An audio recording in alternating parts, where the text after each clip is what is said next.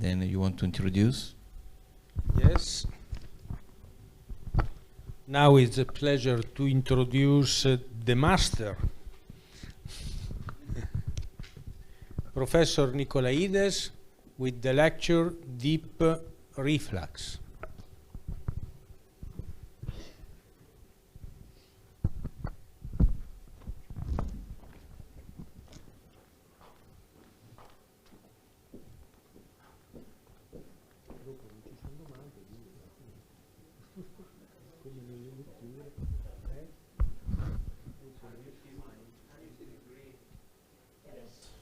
Pointer? Great, thank you. Thank you. Thank you for inviting me to give this talk. I have been asked to talk about deep vein reflux, but I plan to take you gently from the superficial reflux into the deep reflux. So I have no disclosures, and I'm going to straight go to air plethysmography, which is a very old method.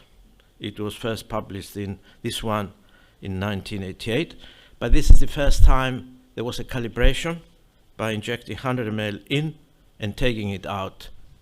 The methods before did not have the calibration. We saw this yesterday, but I want you to be aware of the measurements we make. And you elevate the leg to empty the veins, then you stand the patient up, you get a filling curve, and you get VFI, which is the 90% venous volume divided by the filling time. You do one tiptoe, you get the ejected volume, the ejection fraction. You do 10 tiptoes, and you get the residual volume fraction. This is what's been left here. And now we come to some of the measurements. And there are 4 groups of patients you see here. You have the normal limbs, which really the filling is from the arterial side. You have primary varicose veins, primary varicose veins with skin changes, and on the right we have popliteal reflux. And you can see the great variation of the VFI as you go from each group to the other. And if you apply a tourniquet just below the knee, you abolish the superficial reflux, and of course you normalize or practically normalize the reflux, but you cannot do this if you have deep venous reflux. And this is how in the old days we used to recognize deep venous reflux. But the key point I want to make is the numbers. And here you see the prevalence of skin changes, edema, and ulceration. And the key measurement is 4. If you go above 4, the prevalence of all these things increases. For ulcers, it's about 5. Just remember that magic figure. Now, there are a lot of protective factors and modifiers.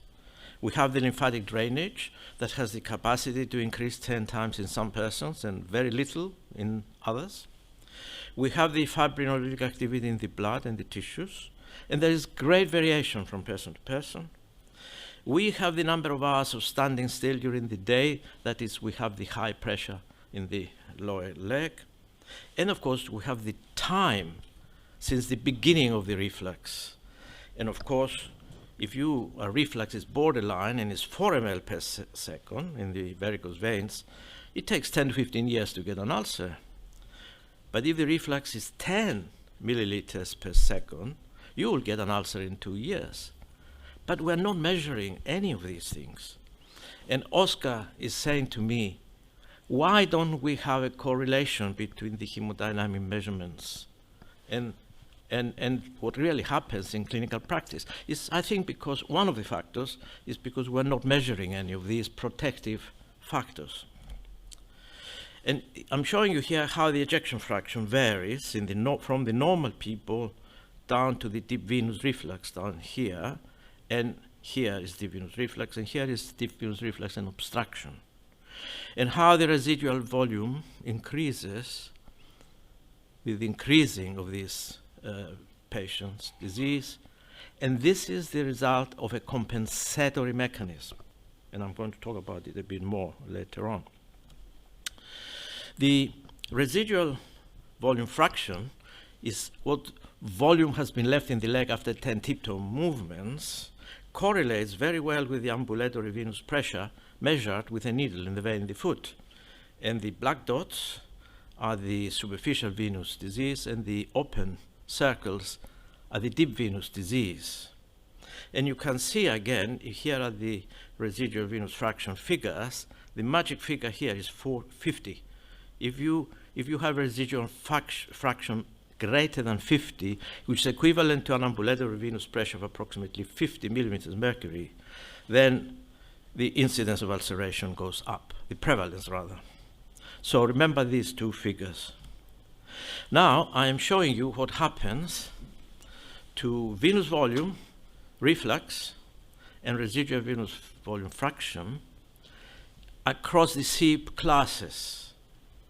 And of course, they all go up, no question about it, with an enormous overlap between the groups, but they do go up. So there is some correlation. And this has been done in 2003 by Navarro.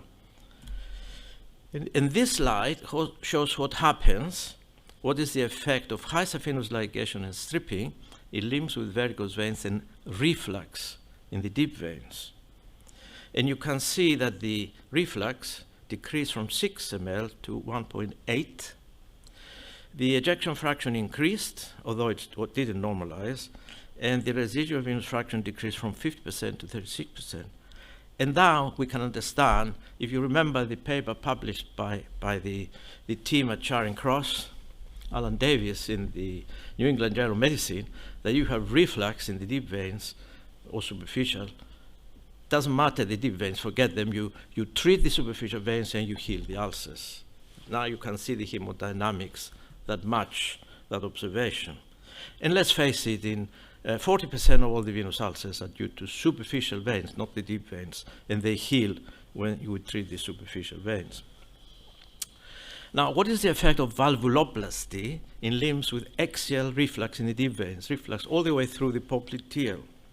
Well, Raju, in the days he was doing valvuloplasty and did about 140 limbs with Peter Necklin, and they were doing air plethysmography on all their patients at the time, he showed that VFI decreases from 4 to 3. Remember I told you the cutoff point of 4 ml? This is a magic figure. Well, this is what happens, and that's why he had good results. The patients with VFI more than 4 ml per second have a risk of ulcer recurrence of 43% at 1 year and 60% at 2 years. And therefore, McDaniel said, deep valve reconstruction is indicated. And he went on to say, however, there is no benefit if the VFI, the reflux, is less than 4 ml per second. So there are some people who make clinical decisions based on these measurements. And here we come to Modena with this innovative method of measuring hemodynamic parameters with air plethysmography during walking. And this is one of the patients of Oscar and Marcia. And this is a tracing we saw yesterday that is routine practice in the department. Here is the calibration of 100 ml, the filling, which is very rapid in the abnormal leg with the deep venous reflux, the ejection fraction, 10 tiptoe movements, and then the walking. And you can see the walking here, the residual volume fraction is very big, while in the normal leg, it's very small. Okay, we have now expanded on the walking. And here is an expanded tracing of the walking. And if you take the, as you see with every walk, where the step rather, the volume goes down, down, down, until you get a steady state. At the steady state, when the muscles contract, the blood that goes up is exactly the same amount as the blood that comes down when the leg is off the ground. So we have that observation. And if you take the logarithm of the volume at each step and plot it, this is the log of the volume at every step against the steps, surprise, surprise, we have a straight line. What does that mean? It means that the ejection fraction is constant. And therefore, we can calculate the ejection fraction from this slope. Take the anti-log, and there we are. Once we know the ejection fraction for every step, at the steady state, and we know the venous volume is 40, multiply that by the ejection fraction, we know the amount of blood that goes up, and the amount that goes down per step is the same, because we have a steady state, and we have the amount of reflux per step, which is about 1.5 seconds. Okay, this is very important, because look at what happens. In normal limbs, this is about 2.5, a little bit of hyperemia when you walk, and this is the arterial inflow. But in 10 limbs that had axial deep reflux, look how high it is. It's double or even treble in some patients. So we have a means of measuring the reflux per step. And I'm going to show you in a minute that we believe that what really matters is the reflux during the time when the leg is off the ground, 1.5 seconds. And there are compensatory mechanisms, as I said earlier on. For example, the venous volume is increased. This is a compensatory mechanism, like when you have somebody in heart failure and the left ventricle enlarges to maintain the ejected volume. This is what happens in the leg. And on the right side, we have the ejection fraction. Here is the compensatory mechanisms that make the ejection fraction increase. We have found there is a linear relationship between venous volume on the vertical axis against the ejection fraction, which is what we would expect. Now, what is the best methods of measuring reflux? Well, as a result of this, which is accepted and is being published in Journal of Vascular Surgery, there's a new idea that has emerged. First of all, we know that there is no reflux when the patient is lying horizontal. There is no reflux when somebody is standing still. There is reflux if I move like that, but I'm not moving. And there is no reflux when you're sitting down still. The only time there is reflux is when we're walking, but only when the foot is off the ground, because as soon as the foot touches the ground, the muscles contract and the blood is ejected upwards, only to come back when the foot goes off the ground. So during normal walking, the foot is off the ground by about 1.5 seconds. And the volume flow in milliliters per second, this is volume flow now, can be measured during the first 1.5 to 2 seconds with duplex in the erect position. And this is the target for our new project.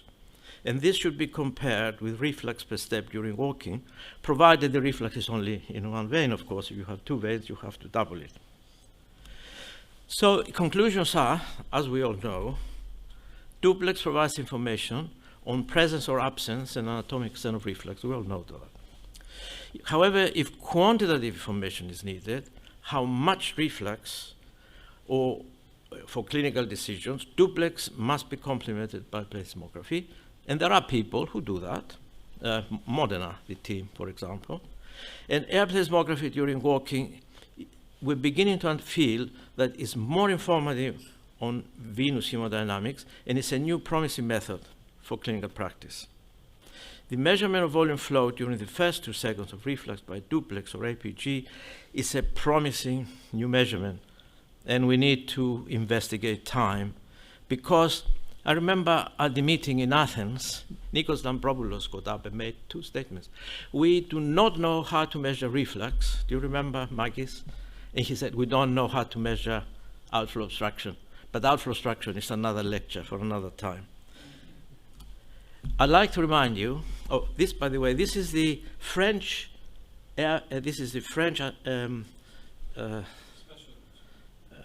astronaut in the Mir space station.